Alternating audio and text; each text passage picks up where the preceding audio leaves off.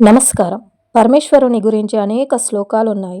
వాటన్నింటిలోకెల్లా శివుని అపారమైన శక్తిని, ఔన్నత్యాన్ని గొప్పగా చాటేది శివతాండవ స్తోత్రం. జటాటవీగల జల ప్రవాహ పావిత స్థలే అంటూ మొదలయ్యే ఈ స్తోత్రాన్ని అపార శివభక్తుడైన రావణాసుడే రచించాడని మీకు తెలుసా? దశముఖుడు ఈ శ్లోకాన్ని అశువుగా ఆలపించడం వెనుక ఒక కథ ఉంది.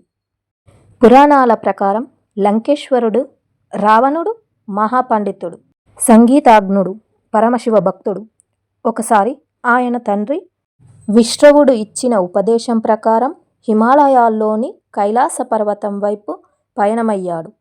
ఎందుకంటే శివుడి ప్రత్యక్షంగా దర్శించి అనుగ్రహం పొందాలని సంకల్పించాడు. రావణుడు అక్కడికి వెళ్ళి చూశాడు. భగవంతుడు శివుడు పార్వతీదేవితో కలిసి కైలాస పర్వతంపై విశ్రాంతి తీసుకుంటున్నాడు.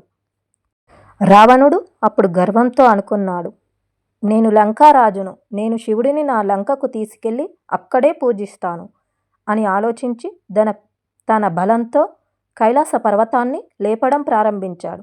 ఆ సమయంలో భూమి, ఆకాశం కంపించాయి. అప్పుడు పార్వతీదేవి భయపడింది.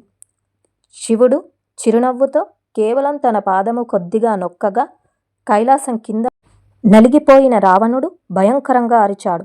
అతని చేయి పర్వతం కింద నలిగిపోయి బయటకు రాలేకపోయాడు. అప్పుడు ఆయన తండ్రి చెప్పినట్టు శివుని స్తుతించాలనే భావన కలిగింది. అతను నొప్పిని మరచి ఆ బాధ మధ్యలోనే శివుణ్ణి ప్రార్థిస్తూ జటాటవీగల జల అంటూ శివతాండవ స్తోత్రంను రాశాడు. అది కేవలం భక్తి గీతం కాదు, శివుని తాండవ నృత్యాన్ని వర్ణిస్తూ ఆయన మహిమలను, శక్తిని, కరుణను కీర్తించే అద్భుత కవిత. రావణాసురుడి ఆ స్తోత్రం వినగానే శివుడు ప్రసన్నుడయ్యాడు. అతనికి పర్వతం కింద నుండి విముక్తినిచ్చి, నీ సంగీతం నాకిష్టమైంది, నీ భక్తి అపారమైంది, నీవు యుద్ధంలో అజేయుడు అవుతావు అని ఆశీర్వదించాడు. ఇంకా ఆయనకు చంద్రహాసం అనే దివ్య ఖడ్గం ప్రసాదించాడు. ఇది శివుని ప్రసాదంగా ప్రపంచంలో ప్రసిద్ధి చెందింది.